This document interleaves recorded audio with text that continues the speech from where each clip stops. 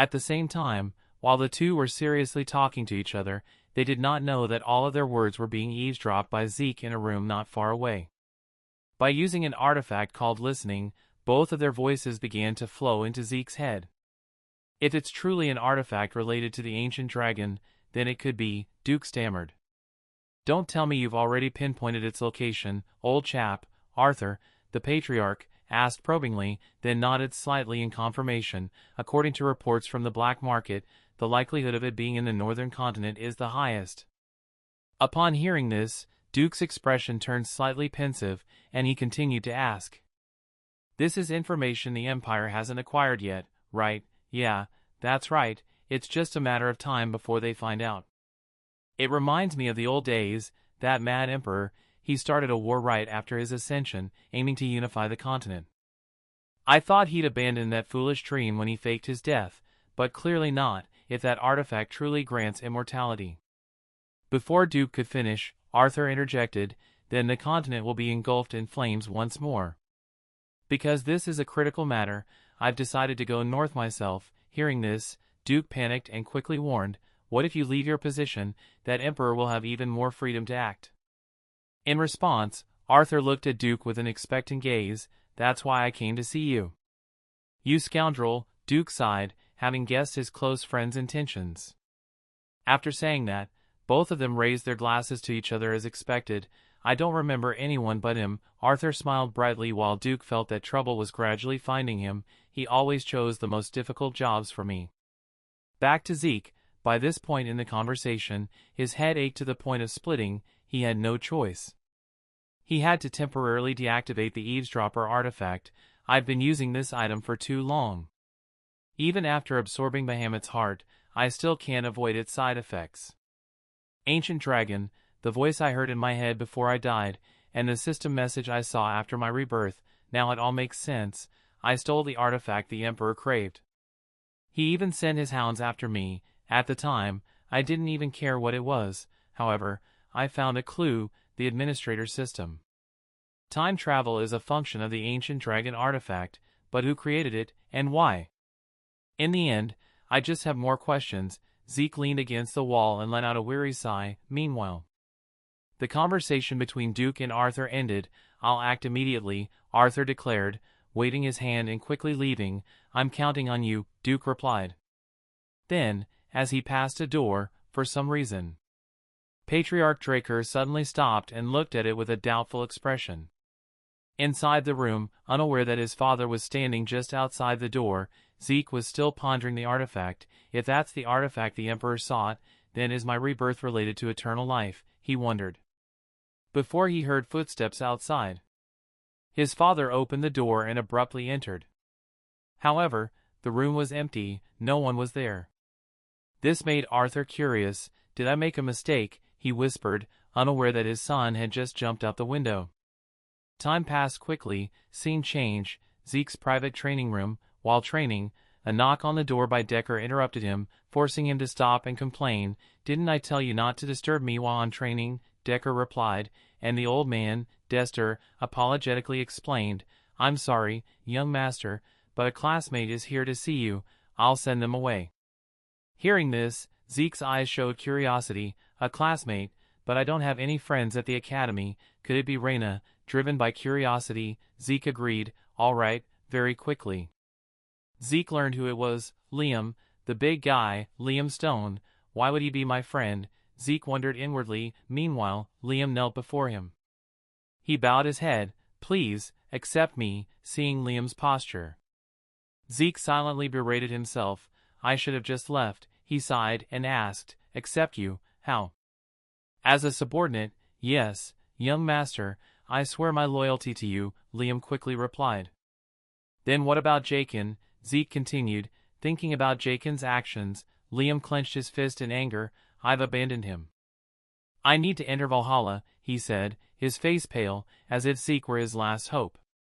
This made the protagonist even more confused. Just like in my past life, why is he so obsessed with Valhalla? Please, accept me, Liam pleaded again. Zeke waved his hand dismissively. You're an idiot. You should have chosen Simmons or Tehran. I have no family backing. That means I'm useless in helping you enter Valhalla. And why should I trust you? Frankly, you could be a spy sent by Jaken. Zeke's words caused Liam's face to turn pale. Then he suddenly pulled out a dagger from his side. He sliced off one of his ears. Of course you doubt me. I'll prove myself by any means necessary. If you ask me to be silent, I'll cut my tongue. If you ask me to cripple myself, I'll cut off my heel. I'll give you my life. Young master, please, accept me, Liam said with unwavering determination. These words reminded the protagonist of his past life. When he said similar words to his master, I want to be stronger than anyone. Please teach me, master. Please teach me, master. Thinking of this, Zeke decided to give the big guy a chance. He tossed his sword forward and raised a finger. One blow. If you can withstand one attack from me, I'll accept you. Next, Zeke also let Liam heal before starting the test. But when Liam faced Zeke directly, he discovered that enduring one attack was not as easy as he thought. Actually, I was thinking that enduring one attack wouldn't be too difficult. In the end, I'm also a Draker family's light weapon user, but is this really someone my age? Even breathing felt strenuous. Liam thought this, and his whole body involuntarily trembled with fear. But before he could think much, Zeke gripped his sword and charged forward. Seeing this, the big guy had no choice but to shout and swing his sword to block the attack. The clash of their swords was so powerful that it created a deafening explosion, blowing away all the dust and smoke on the training ground. Then, Zeke knocked Liam's sword out of his hand. Looking at Liam's struggling figure, the protagonist disappointedly said, "So that's all you've got, pathetic." Looking at Liam, still dazed on the ground, Zeke boredly waved his hand and reminded him, "You might have high determination. But if it's Valhalla, you'd best give up." With that reminder, Zeke turned and left the training ground, ignoring Liam who was still trying to hold on. As he walked, the protagonist thought, confirming one thing, Liam's abandonment by Jaken was probably true. If he weren't Jaken's subordinate, he wouldn't have been able to enter that place. He's just a lowborn, and this is an academy where even someone of noble birth like myself was expelled. Liam being expelled now isn't surprising at all. That anxiety is understandable. Thinking this, Zeke's footsteps suddenly stopped. Rather, it was because the big guy, Liam, had knelt down and grabbed his right leg to beg. This made the protagonist turn his head and rethink everything. Was it worth it for him to cling to this so much? In his past life, Liam was expelled from the academy, and his mercenary corps collapsed, but he still reached the Crimson Knight realm and was known as the king of mercenaries. Below, Liam couldn't hold back his tears, pleading pathetically, "Please give me another chance, Sir Zeke." Looking at his current appearance, Zeke has guessed that this young man seems to have absolutely no intention of giving up. Then, I don't know if it was because of compassion or not, but Zeke decided to give him one more chance. "Okay, I'll give him another chance. But on one condition: if I want you to become mute, then you will cut off your tongue. If I want you to become crippled, then you will cut off your legs. Right? If that's the case, then cut off your right arm," Zeke said, coldly patting the big guy's shoulder. Zeke's order made Liam's face freeze. "What, regret it?" Zeke's voice was full of sarcasm, while Liam's eyes were filled with bloodshot veins, his lips pressed together, as if engaged in a fierce internal struggle. This didn't surprise Zeke. It was a demand that forced him to abandon the life of a swordsman. A normal person certainly wouldn't be able to accept this. Thinking this, as if sensing Liam had given up clinging to him, Zeke stood up and said, "I still have countless training sessions to do. If you can't do it, then scram," he said. And his body slightly bent down, slowly putting his sword behind him as if preparing to train. At the same time, Liam, as if having made his decision, slowly stepped forward. Seeing this, the protagonist glanced at him and thought, "Even though I don't know why he's so desperate, don't be foolish. Liam, even if you don't reach Valhalla, you can still achieve an excellent realm." That's what Zeke thought to himself. However, Liam's next action made him unable to hide his surprise. Following his gaze, Liam began to grab his sword, which had been knocked away earlier. He slowly raised it high, while extending his right hand, his teeth gritted as if he wanted to cut off his own right arm. Seeing the expression on the big guy's face, the protagonist immediately guessed that Liam wasn't joking. This madman, he yelled in his heart and rushed to stop him. At the same time, Liam swung his sword downwards. But, luckily for the big guy, at the most dangerous moment, Zeke gripped his sword and swung it forward at a whirlwind speed, with just one collision. Liam's sword snapped in two, and the sword tip flew out of the training ground. Looking at his still intact right arm, Liam panted like an ox from the exertion. But before he could catch his breath, Zeke rushed forward, grabbing his collar and questioning, "You madman, what if I changed my mind? You almost swung your sword already." Responding to Zeke's words was a face full of emotion, because there's something more precious than this arm that I can't lose.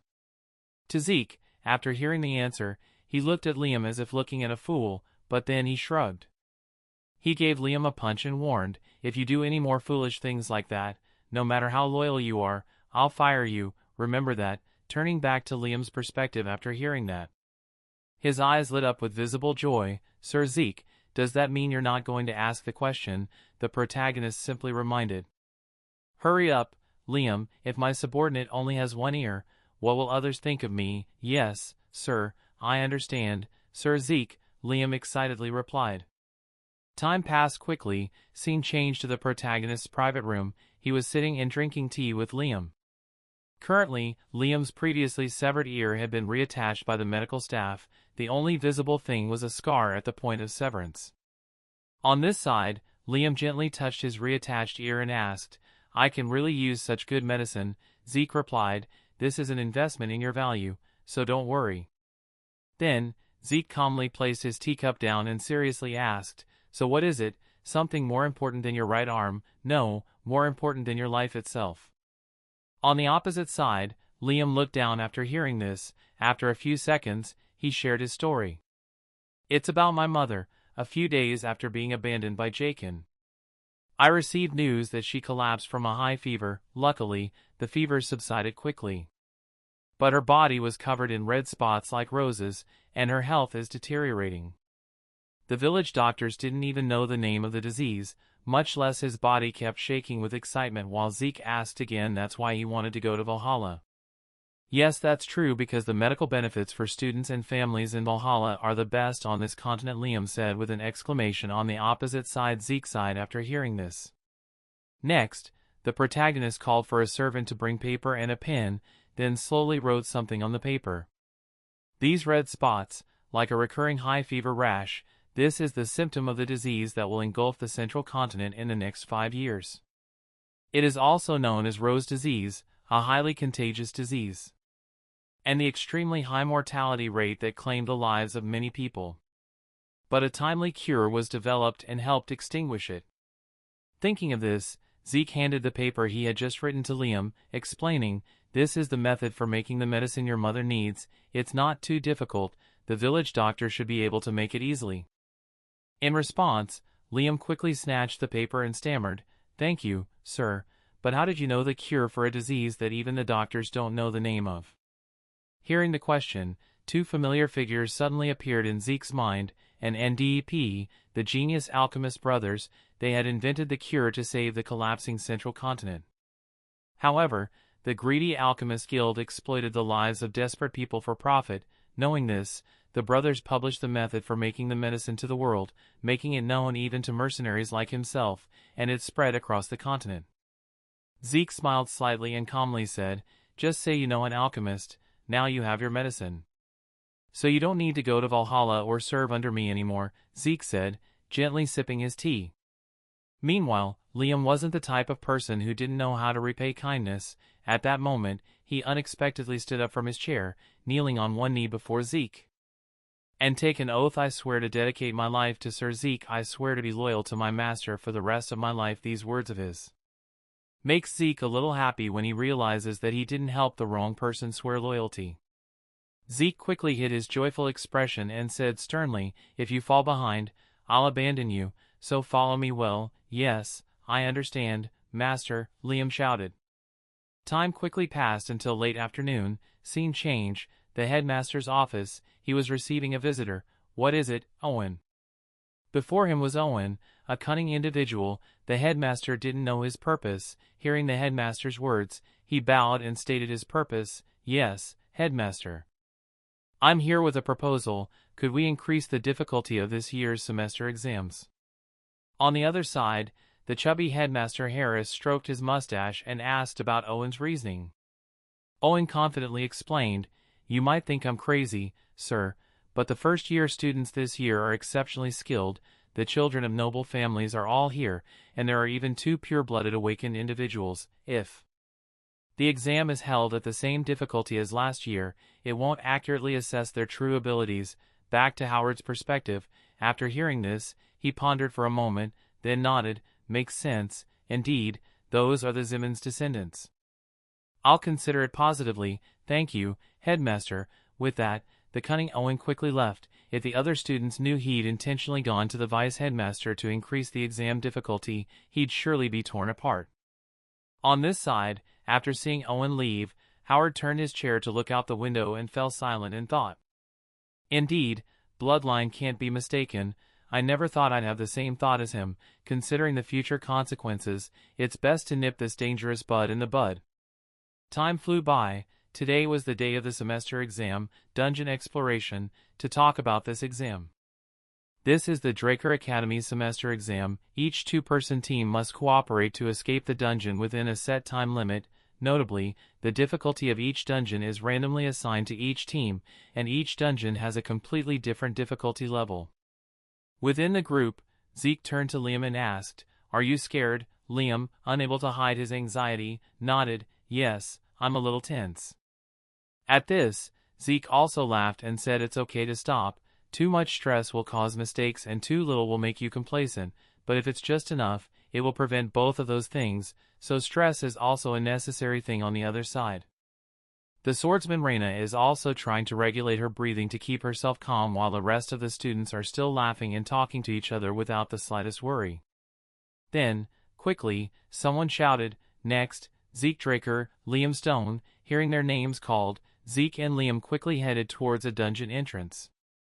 However, before they could go inside, an exam teacher reached out to stop them and point to the other side. "Wait a bit, then go to the other side and return to the main character's perspective." Seeing that there was suddenly a person standing in front of him, his eyes also stared at him as if he could sense that there was a certain sinister smell going on here. But the proctor seemed to ignore Zeke's gaze. He coldly said, "Hurry up and go, what are you standing there for?" Hearing this, Zeke quickly retracted his sharp gaze, shrugged, and replied, "Yes, yes, we will follow instructions." Thus, the master and servant quickly entered the dungeon prepared for them. Inside, the dungeon was a long staircase descending deep below. As they walked, Zeke mentally reviewed the exam. Although the dungeon difficulty varied, since this was a trial dungeon controlled by the Draker family, there were no significant dangers. The goal was to escape the dungeon within the stipulated time. Each team was given a countdown timer, and the time would start as soon as they entered the dungeon, 96 hours for all. Basic combat ability was also part of the assessment, so bringing back items from defeated monsters would earn extra points, but the most important thing was escaping the dungeon. Failure to escape within the allotted time would result in failing the exam. Time passed quickly. Zeke and Liam set up camp to rest. After eating, Zeke turned to his large companion. "You've had your fill, so rest a bit." Liam quickly waved his hand in refusal. "You've done everything, from setting up camp to preparing the meal, sir.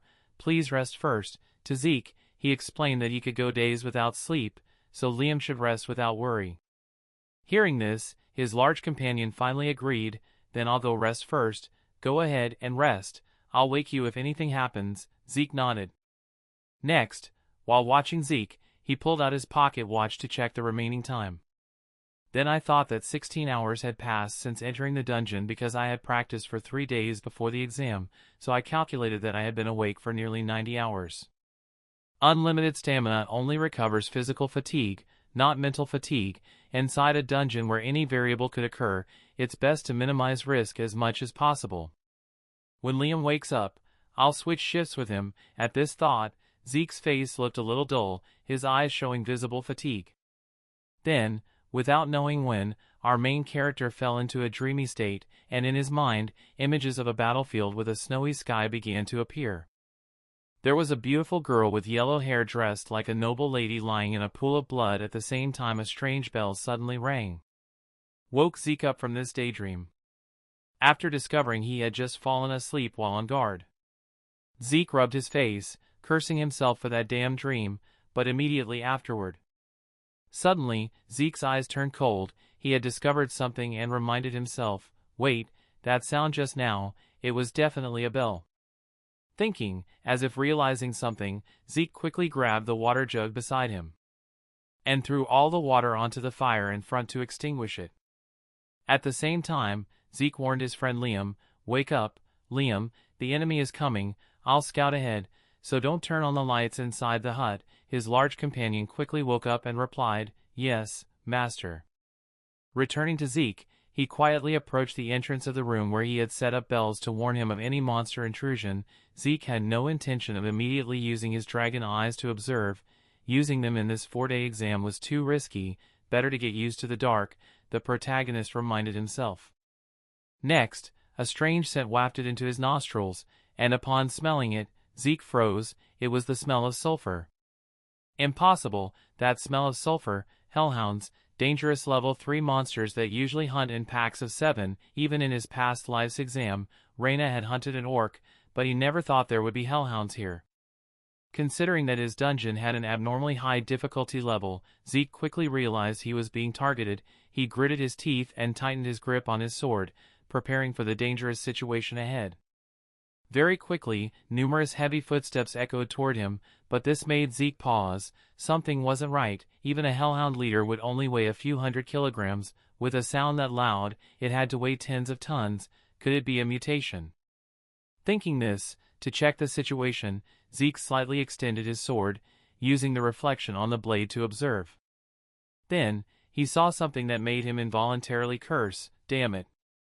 Just as he thought that, a large explosion occurred at the entrance, sending dust and debris flying and throwing Zeke backward.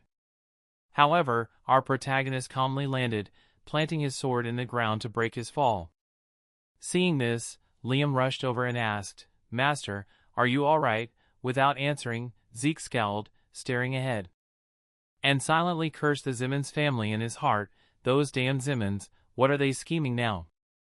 It was certain they wanted to eliminate him. From the entrance, both of them saw a giant monster entering. In its hand, it held the head of a hellhound. Upon spotting Zeke and Liam, it tossed the head aside and roared, the sound deafening enough to make a normal person dizzy. It was a dangerous level 1 monster, capable of easily killing hellhounds or even orcs. Its blood was a key ingredient in restorative potions, so it possessed an incredibly amazing regenerative ability. Just the thought of facing a giant monster the size of a building with such terrifying regenerative abilities was enough to make anyone despair. However, despite facing such an opponent, Liam showed no worry. He stepped forward and said to Zeke, I'll be the bait, you should use this chance to escape. From behind, Zeke smiled contentedly. He stepped forward, patted his large companion on the shoulder, and shook his head. What are you saying? How could I abandon my subordinate? Believe in your efforts. Not mine, Liam, you're not weak. I'll support you, do what you want. Hearing this, despite some apprehension, Liam replied, yes, master. And the two of them, gripping their weapons, charged at the giant troll. With incredible speed, they inflicted numerous cuts on its massive body before the troll could even react. But, just as Zeke had mentioned, with such a huge body, the wounds inflicted by Zeke and Liam were merely superficial. With its regeneration, the wounds healed within seconds. However, the protagonist couldn't help but praise Liam in his heart. Not bad at all. Inflicting wounds on that thick hide is commendable, but aiming for the joints is even more impressive. Did he study monsters in his spare time? Immediately after, the troll's massive body slightly buckled. At the same time, it swung its giant spiked club at Liam, who was startled and unable to react in time. But at that moment, Zeke leaped forward, and from above, using his sword, deflected the club. Seeing this, Liam apologetically said, sorry, master. Zeke replied, it's alright, for a first real battle, that wasn't bad. Targeting weaker joints was a good choice, but you underestimated the troll's regeneration. Remember this, small wounds on the troll will heal instantly. With normal attacks, you won't be able to keep up with its regeneration. On the opposite side, Seeing its weapon now only half remaining, the troll's eyes widened, its face reddening like a furnace with anger. With no other option, it threw away the remaining half of its weapon and used its enormous hand to strike at both of them at the same time. Zeke also wanted to finish it quickly. It seems you're still having trouble. Let me finish it, Zeke said, gripping his sword tightly. Time passed quickly. The bloody skull of the troll lay on the ground, lifeless. With its demise, Zeke received an additional 30 karma points. He looked at the system notification.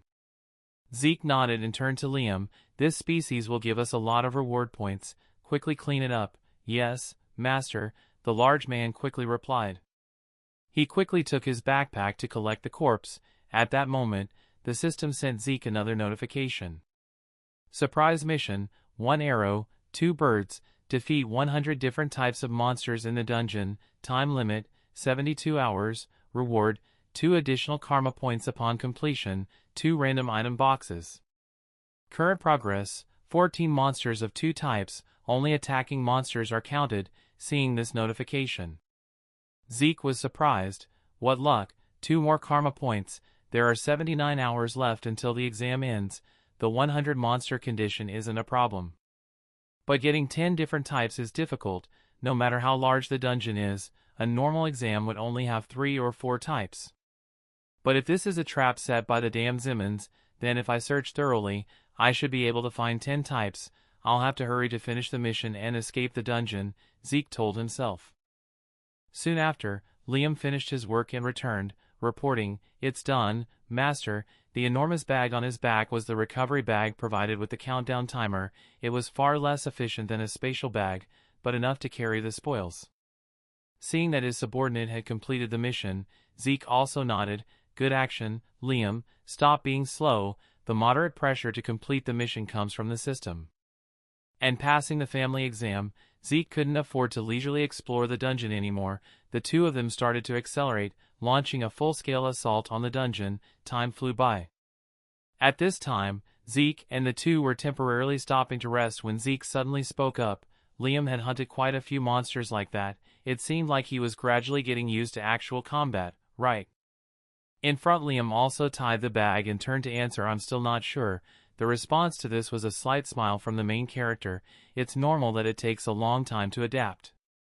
He then looked thoughtful, studying the map before him. 50 minutes left on the mission, 9 species, 99 monsters. The mission stalled right before completion, frustrating Zeke immensely. He'd even caught a blood-sucking leech the size of his finger, yet still only 9 species. There was nowhere left to search. Those Zimmons are useless. Why didn't they prepare one more species? Frustrated, Zeke waved his hand, dismissing the miniature map. Then, as if answering his prayer, the ground began to shift violently. The ground split open, catching Zeke off guard. He almost fell. He quickly shouted at his subordinate, "Liam, quick, throw that bag away." On the opposite side, the big man, Liam, looked dazed, not understanding. Zeke charged, slicing the recovery bag in two with his sword. Simultaneously, a gigantic monster burst from the earth, sliding past them and flinging them aside. Fortunately, Liam was unharmed, but after regaining his composure, he noticed Zeke's left arm was covered in blood. "Are you all right, sir?" Zeke waved his left arm dismissively. "Don't worry, it's just monster blood, this time. Just observe, Liam." "I'm afraid I can't worry about you right now." Both their gazes fell upon the attacking monster, a gigantic worm with a maw full of sharp teeth. It emanated a ferocious and violent aura, causing even Zeke to raise his guard to the highest level. A dungeon worm, a high-level danger. It takes a dozen seasoned death knights to kill one of these things. Those damn Zimmons prepared well, Zeke silently cursed. The dungeon worm didn't give him time to think, charging straight at Zeke, confirming him as the biggest threat. Not Liam. Its massive body lunged towards Zeke, who watched anxiously from the side. A sense of helplessness washed over him as he watched his master struggle, unable to help. Then, as if having an idea, he quickly rummaged through his backpack, searching for a way to help Zeke. Cut to Zeke, gritting his teeth as he used his sword to block the sharp teeth of the giant worm, his body being pushed back relentlessly. The constant pushing back was dangerous, so Zeke mustered his strength, swinging his sword to knock the dungeon worm's head aside, but the worm took advantage of the opening and burrowed back into the earth. The cave shook. Zeke didn't know how to attack while it was underground. Even a Death Knight would struggle facing a dungeon worm in such a place. Because of its ability to move underground, if it took too long to kill it, they'd be buried alive. A cracking sound came from behind Zeke. He quickly turned around and witnessed the giant worm's maw emerging from the ground and lunging at him. Zeke, with an incredible reflex, ducked, narrowly avoiding the fatal bite. Not giving the worm a chance to burrow again, Zeke lunged, plunging his sword deep into the dungeon worm's body. Gritting his teeth, he gripped his weapon and charged forward, dragging his sword, leaving a deep wound. "This time, I'll split you in two," Zeke muttered. Meanwhile, the giant worm, suffering from such a deep wound, roared in pain. Thrashing violently, it launched itself forward like a spring, pulling Zeke, who still gripped his sword, into the air. Seeing this, Zeke cursed inwardly. That damned worm. Before he could react, the giant worm began to coil itself into a spiral, tightly wrapping around Zeke. A tremendous pressure bore down on him from all sides, causing his bones to crack, and he spat out blood. Even Zeke couldn't find a way to escape being so tightly bound. Fortunately, Zeke had Liam. Seeing his master in danger, Liam charged, thrusting his sword into the giant worm, causing it to shriek in pain. The pressure on Zeke lessened considerably. The pressures decreased, Zeke exclaimed in relief. Seizing the opportunity while the worm thrashed in pain, Zeke broke free. He jumped down. His regenerative ability quickly healed the wounds inflicted by the giant worm at an incredible speed. Meanwhile, Liam quickly asked, "Sir, are you all right?" Zeke curiously replied, "What was that, Liam?" "I applied anesthetic to the sword," Liam said, showing Zeke the vial of anesthetic in his palm. Hearing this, Zeke understood the worm's violent reaction. "I see. The main ingredient of the anesthetic is belladonna. It only has a mild numbing effect on humans, but for worms, it acts like a deadly toxin." In a critical situation, he remembered belladonna, a substance antagonistic to worms, and used it. His reaction was incredibly quick and resourceful. His judgment and adaptability were worthy of his title as the king of mercenaries. Taking him into his employ was indeed a wise decision. Thinking this, Zeke smiled and instructed Liam, "When I signal, plunge that sword into the worm again." Zeke focused his strength on his feet and ran along the worm's body. Reaching its head, he shouted to signal Liam. Below, Liam, understanding, gritted his teeth and plunged his sword into the dungeon worm. The worm shrieked again, even more intensely. A purplish liquid, like blood, began to pour from its mouth. But suddenly, the worm paused. It sensed something far more dangerous than pain. In front of it, Zeke concentrated the energy inside the sword and used the soul body slash skill to create a blade. The huge energy slashed straight at the deadly blade of the dungeon worm, splitting its body in two in the blink of an eye.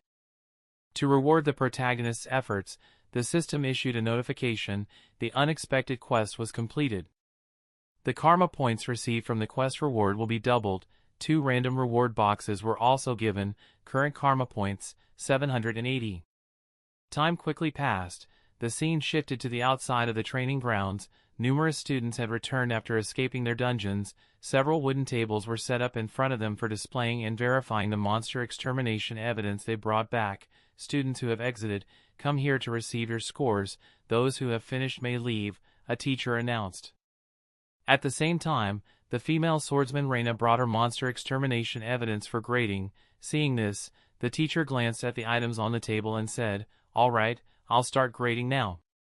Basic points for completing the test, 30 points, goblins, 20, hobo goblins, 2, orc, 1, total score, 180.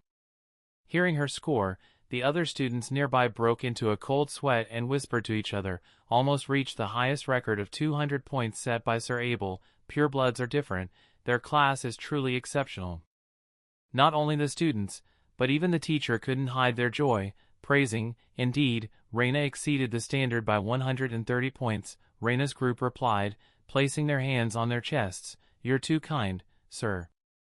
Next, the cunning Owen brought his evidence for grading. "All right, I'll start grading. Total score, 120, exceeded the standard by 70 points, excellent. The teacher nodded. Hearing this, a brown-haired teammate in Owen's group rejoiced. Only Owen felt irritated. The result made his face darken, because compared to Reina, he was 60 points behind, almost half his total score. He then glanced at Reina with an icy expression. Reina Turan, you can't always be so glorious. Whatever happens, just handle it like Zeke. He's probably dead somewhere inside that dangerous dungeon by now, he thought, a sinister smile spreading across his face. It seems the weaklings can only think of underhanded tactics to hinder others, but there was something Owen never expected. Zeke's voice suddenly rang out from behind him. Oh my God, it's been so long since I've seen sunlight. Hearing the familiar sound, Owen's face instantly paled. He turned around, and sure enough, his fears were realized. Zeke and Liam had safely returned to the gathering point, completely unscathed. Liam, the big guy, was even carrying the head of the giant worm outside because their bag had been cut in half by Zeke's sword. Seeing the head Liam was dragging, all the students' eyes widened. Am I seeing things? Don't tell me that's a dungeon worm. Aren't orcs the highest scoring monsters? How did that thing appear? They hunted a dungeon worm. Doubts began to arise. Next, Liam dragged the worm's head to the teacher's inspection area and threw it down heavily.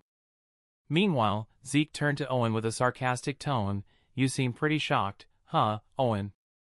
Is it nice to see me again? Where's that icy face you always wear? This might be even better, Zeke said, enjoying Owen's expression. Owen's face had turned purple with rage. Veins bulged on his face, his teeth clenched, and his hands were clenched tight in anger.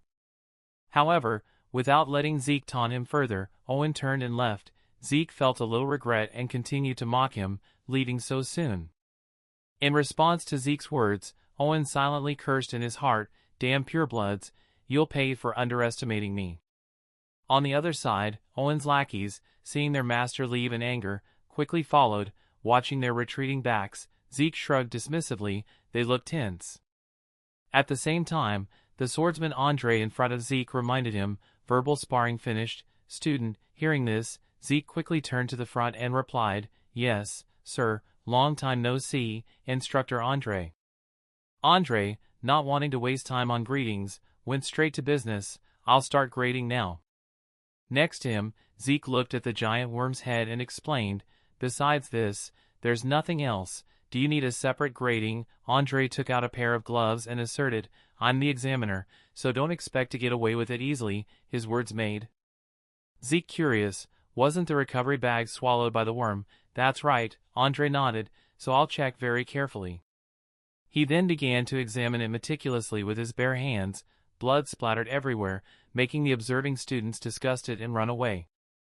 From Zeke's perspective, seeing Andre's dedication, he silently marveled at his luck. Lucky me.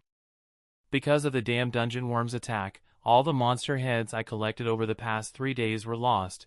I couldn't afford to be caught off guard, so I quickly replaced them with the dungeon worm's head. But besides Instructor Andre, no one would be thorough enough to check every piece of meat stuck between those teeth. Time quickly passed. Soon, Andre finished his inspection. He tossed the gloves aside and announced the results. The monsters confirmed include Grimithril Goblin, Hobo Goblin, Hellhound, Orc, and finally, Trolls. What? Trolls too? The students buzzed, their faces pale. The giant worm was already terrifying, but now this, they couldn't help but be terrified of the dungeon Zeke had entered, ignoring their reactions. Andre, wiping the blood off himself with a handkerchief, continued, judging by the amount of blood, it seems there were dozens of each, but acknowledging all of them wouldn't be fair to others, so I'll count each monster type as one. Furthermore, although the dungeon worm isn't on the grading list, its strength is equivalent to a group of 3 orcs and a group of 6 orcs, therefore, I'll count it as 90 and 180 points respectively, total score, 368, congratulations, you passed. On the other side, the remaining 2 instructors were stunned. How many points did we get back when we were students? The instructor on the left asked. The one writing down the scores confirmed, in our time, we didn't even count hellhounds. The other students looked at Zeke like he was a monster. 368 points. How is that even possible? In another corner of the training grounds, a foolish dark-haired student, unable to accept the results, yelled, "Cheating! There's only the dungeon worm's corpse here," another student replied, looking at the accuser like an idiot. "The dungeon worm alone accounts for 180 points. But what does that mean? Think about it, whether it's a dungeon worm or anything else, when facing those monsters. Would anyone survive to return? Zeke Draker is that strong." The group marveled inwardly. Meanwhile, Zeke glanced at the weak students around him and smirked. "So noisy, this feeling is completely different from before. When they mocked me, not bad, but I just did something spectacular. Check this time." The people of the Simmons family deliberately adjusted the test dungeon to increase its difficulty to eliminate me, but is this really just an arbitrary action of Owen? Even if it were him, he wouldn't dare interfere with the Academy's exams. Maybe the problem lies with Simmons himself. It seems like he's being watched more. Compared to what I imagined, if I hid my power too openly, it would be counterproductive. I had to keep it at a moderate level for now and observe the situation. Zeke silently reminded himself that his face was also sweating a bit and he couldn't help but feel the pressure of being targeted so much. Then, while he was still feeling worried about the future, the swordsman along with her subordinates also passed by him. "And said, Zeke Draker, you won this time," she said with a frown on her face. She quickly left, leaving Zeke behind, bewildered and confused. "I won, but what did I win? What was she talking about?" Time quickly passed and the scene changed to a familiar training ground. Zeke was also preparing to experiment with new skills. "I'd never used it, so I should start from here, right?" Zeke said while looking at the skill system screen. The skill he's talking about is the level 1 dragon skill, Gluttony. This is a skill that helps the owner eat more and digest faster. It takes 50 points to unlock and Zeke's current cause and effect score is 780. With his sudden wealth over the past few days, Zeke decided to unlock this skill, a useless skill he previously ignored, but now he could easily invest 50 points. He spoke, then quickly unlocked the skill. After observing the description again, his eyes widened. Wait a minute, the skill description has changed. The system screen now displayed, Level 1 Dragon Skill, Voracious Consumption. In the voracious consumption state, you can digest anything and convert it into energy. Furthermore, if you digest a monster with a bloodline skill, you can absorb its abilities. After reading this description, a drop of sweat trickled down Zeke's face, and he silently regretted it. Absorb the abilities of monsters. I should have activated this skill before the exam. Must try to convert energy to know. As he spoke, he pulled out a piece of fresh meat from his inventory and immediately started activating the gluttony skill. Then, something like a black wisp of smoke shot out and plunged into the meat. Zeke flinched. Looking behind him, he discovered that a black smoke, emitting a pale golden light, was spreading from his shadow. Currently, the piece of fresh meat he just took out is slowly sinking deep into this smoke. What the hell? It's like being sucked into a swamp. The meat gradually withered and disappeared completely into the darkness. Zeke frowned, pondering as the meat fully submerged. The system immediately sent him a notification confirming that the absorbed energy helped restore the missing energy. Zeke immediately felt a source of fresh energy flowing throughout his body, making his condition noticeably better. It's like just having a short nap and the headache has subsided, although only a little, but it seems like the fatigue in the brain has also decreased. Not only that, his entire body seemed full of vitality again, even his stamina had partially recovered. These 50 points were well worth it, he thought. Zeke felt a surge of excitement. With this skill, I can mitigate all the risks of my current skills. Mental fatigue can be solved with voracious consumption, and infinite stamina will counter physical fatigue. If that's the case, then even if I don't eat, drink or sleep for 24 hours, I can still focus on training right away. But before his joy lasted long, his smile faded. Then, a complaining voice sounded, "Decker, I told you before, don't disturb me in the training room unless it's absolutely necessary." The elderly butler, Decker, immediately bowed his head in apology. "I apologize, young master, but I have important news I need to report to you immediately." Zeke frowned. "Important news? What is it?" Decker's calm voice continued. "Your sword is complete." Hearing these words, Zeke's face once again became smiling. After all, He needed the sword that the Galleon guy made for him to hide the fact that he couldn't use aura, so without any hesitation, Zeke immediately launched it. Arriving at Galleon's friend's forge, as soon as he stepped inside, he quickly asked Galleon if the sword was finished. Right, Galleon nodded and replied, yes, please wait a moment for me to speak. Then he hurriedly ran inside and took out a wooden box. Contained the sword and threw it to Zeke, but when he looked at the sword's appearance, Zeke couldn't help but stroke his chin in contemplation. What Galleon had given him in his previous life was a sword made from mithril and pure steel. That's a solar sword. Just looking at it, everyone can realize that this is a great sword. This time, even if I use dragon fangs as the material, I think it will definitely be the same. But Zeke took a deep breath. His eyes were a bit unbelievable. What exactly is this right now? In front of him, placed inside a wooden box, was a dark blue sword with a rather ugly appearance. He reached out, grasped the sword, and raised it before him for a closer look, but after a moment, Zeke only shook his head. From the outside, it just looks like an ordinary sword. Did you intentionally not sharpen the blade? Zeke asked. Galleon explained, it's originally meant to be this way. His words caused Zeke's eyes to narrow slightly. But then when he thought about Galleon's ability, Zeke immediately smiled and asked if this was the most suitable form for me that he had in mind. Yes, Galleon nodded in agreement. Seeing Zeke wasn't questioning the sword much, Galleon was slightly surprised. Normal people would find this confusing, but he understood my intentions. If it's him, he'll definitely be suitable for it. He pointed at the sword. Actually, this sword doesn't have a name yet. I've tried to name it, but I couldn't think of a suitable one. Can you name it? Zeke said as he pointed to himself. At the same time, he recalled a memory from his past life, the Holy Sun sword. Galleon named it that, but now he can't name this sword. I thought this was still Graham, just with a different appearance. Due to the use of dragon fangs as material, it seems to be a completely different sword from Graham. Thinking about this, he didn't know what Zeke had in mind, but he suddenly took out a knife from his inventory. He continued to cut his wrist so hard that his arm kept bleeding. On the opposite side, Galleon, seeing this, panicked and shouted, "What are you doing? Stop the bleeding!" Ignoring Galleon's panic, Zeke focused on preventing his wound from healing. Although his healing factor was always active, he believed he could control it with the skill he was using. As if hearing his thoughts, the system provided assistance. Confirmed administrator request, temporarily suspending continuous activation of the healing factor professional skill. After this message appeared, Zeke's regenerative ability immediately stopped. Alright, it's done. Now then, let's do it, Zeke said, extending his hand towards the sword, letting his blood drip onto its surface. Looking at this, Galleon immediately guessed it. What is Zeke's purpose? Perhaps this is a sword naming ceremony. The sword naming ceremony is a traditional dwarven ritual where the owner drips their blood, imbued with auras or magical energy, onto the sword.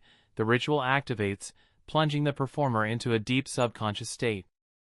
They wander endlessly until they find the sword's name, but because it's so dangerous, this ritual is almost forgotten.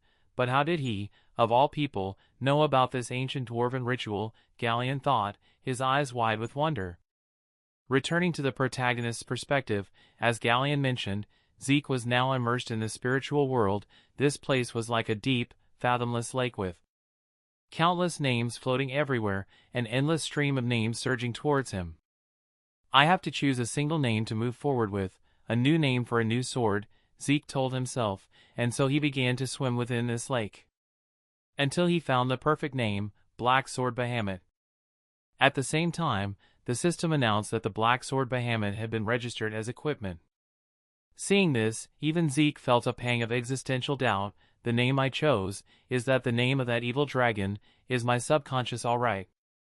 Back in reality, Zeke had just finished bandaging the wound on his left hand. Galleon, the blacksmith, praised him effusively. You're incredible, even few dwarves know about the sword naming ceremony. In response, the protagonist waved his hand and explained that he'd stumbled upon it while researching dwarven history. On the opposite side, as if remembering something, Galleon suddenly exclaimed, "Do you want to rest a bit? I have something I absolutely must give you." This made the protagonist a little curious, but he nodded in agreement. All right, take your time. Galleon hurriedly ran off somewhere, while Zeke looked at the wound on his hand. Controlling his own healing ability could help him hide his specialness. Being able to control it, even though it's always active, has enormous implications. If I had known this earlier, during the betting challenge with Master Duke, I could have hidden my abilities, without having to show everything I had. Sorry, Galleon. But I'll remove the bandage when we get back, for now. It's more important to check this out first, he said, glancing at the sword beside him. Next, all the information related to the sword was displayed before the protagonist by the system. Black Sword Bahamut, a sword forged by a master blacksmith using the Heavenly Eye, with flame magic, using the hardest fawn of the cursed dragon Bahamut, unique skill, unbreakable, aura conversion, note, currently sealed, will gradually be unsealed as the user matures. Seeing these notifications, Zeke, with his knowledge from his past life, had seen enough strange things, but still couldn't help but be startled. The seal will be released as the user matures. I've never heard of a sword like this before. Furthermore, its unbreakable nature, even though it's made from a dragon's fang, this is too absurd. But whatever, the most important thing is its aura conversion ability. I'll do my best to create a magic battery for Galleon. And forging the sword is partly due to his exceptional talent and the core function of the sword, aura conversion. This special ability allows the conversion of mana or any type of energy into aura. It's this ability that allowed me, someone who was born unable to use aura, to reach the Crimson Black Realm. As Zeke thought this, he closed his eyes, focusing his energy and channeling it into the sword to convert it into aura, at the same time. Galleon returned with a scabbard in hand, saying in a flustered voice, I finally found it. I'm so sorry, you must have been waiting a long time, right? Then he noticed Zeke's sword was enveloped in a blue aura, and he was astonished. A sharp aura surrounded the sword. He surpassed the boundaries of a death knight. Seeing his blacksmith friend dumbfounded, Zeke cheerfully praised him. You're back. This is truly an extraordinary sword. You've worked hard, Galleon. In response to Zeke's words, Galleon presented the scabbard. Compared to the forge, this is nothing. But, could you take a look at this? This scabbard was crafted by my master. Hearing this, Zeke furrowed his brows, stroking his chin thoughtfully. I've never heard of Galleon's master in my past life. Let's see. The name engraved on the scabbard, Gallenyaber. Zeke mumbled, but then his eyes widened, and he quickly realized the significance of the name. What, Gallenyaber? That's Gallenyaber, the greatest blacksmith. He's a peerless dwarven blacksmith, known as the greatest blacksmith on the continent. His works are all perfect and possess unique properties. To collectors, they're worth tens of thousands of gold. Thinking about this, Zeke wanted to raise his assessment of Galleon even higher. No way, he's Golan's disciple. Hearing this, Galleon was slightly surprised. So, you can read Dwarven script, setting aside the Dwarven language? Zeke asked a probing question. If it's Golan's, then this certainly isn't an ordinary scabbard. Of course, if you rotate the roller next to the scabbard's mouth like this, it transforms into a shield. That's impervious to any attack. If you rotate the roller on the shield's handle downwards, it transforms back into a scabbard. Compared to the favor you bestowed upon me, this gift is far inferior, but please accept it. This is the gift I want to give you, he said, offering the scabbard. Seeing this, Zeke bashfully accepted the scabbard and asked in confusion, but if you sold this, you could afford a forge, right? I can't just sell my master's work to anyone, Galleon replied with a smile. But it's worth tens of thousands of gold, Zeke exclaimed. Hearing this, Galleon's face broke out in a cold sweat. He hadn't thought it was worth that much. What, you're serious? Well, I'll take it, thanks, Zeke said with a voice full of gratitude. Then he looked at the scabbard and his oversized sword. Compared to the sword, the scabbard seems a bit small. But if this is Gallenyaber's work, it'll surely be different. Thinking this, Zeke tried inserting the sword into the scabbard. Indeed, immediately afterwards, the scabbard began to automatically change its shape, completely encasing the sword and forming a completely different scabbard. It far surpassed his imagination. I received a very precious gift. Thank you, Galleon, and Zeke said with a smile. Galleon and Stork over here for some reason. I'm just as happy as catching the gold you like." Time quickly passed and the scene changed to the familiar training ground. Zeke was now observing the pair of gloves he had just received information about. Gloves, forged from cloud steel, they are both sturdy and light, special ability, none. When equipped with all cloud steel components, the special ability will be activated after reading. Zeke couldn't help but admire cloud steel. It's an extremely rare material. This is what I got from the random reward box for the surprise quest. I thought it was like a treasure chest, but inside were things far more valuable. Alright, let's check the second box then. Zeke glanced at the remaining box and slowly opened it, but what was inside made him even more curious.